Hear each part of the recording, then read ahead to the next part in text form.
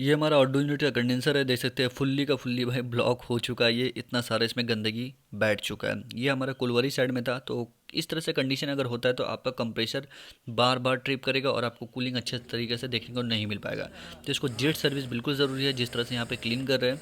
Jet service कराने का benefit हमारा यही होता है कि टाइम कम लगता है और प्रॉपर काम होता है। थोड़ा सा हाथ निकाल के मारिए ना।